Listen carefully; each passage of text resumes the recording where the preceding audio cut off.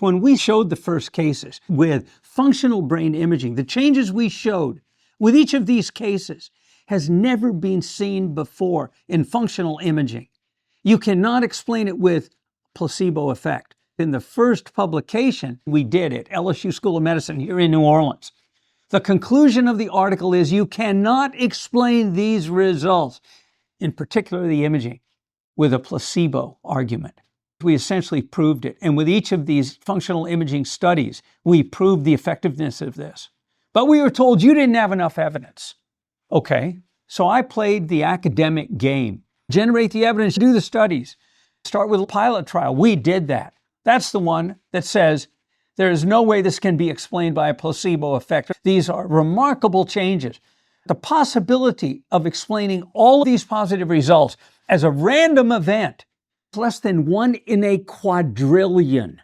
Is that undeniable evidence? But that wasn't enough.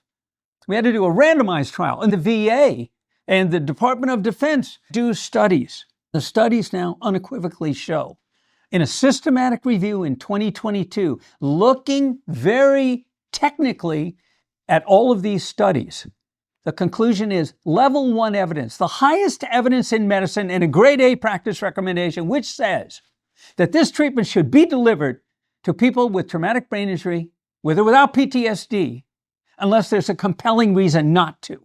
There is no compelling reason not to. So why is it not being delivered?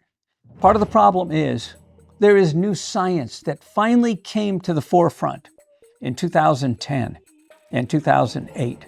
And unfortunately, the doctors will not acknowledge this because they feel that it's an admission of being wrong. You can be wrong. The problem with this is that being wrong and maintaining this ignorant position is continuing to deny this therapy to hundreds of thousands of veterans.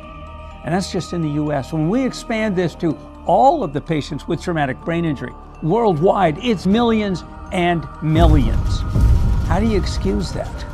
Oops, I made a mistake. You can admit, okay, we now know new science. Let's get on with it. But human nature is preventing that. And, of course, the bottom line, the VA, the military, they don't want to pay for it.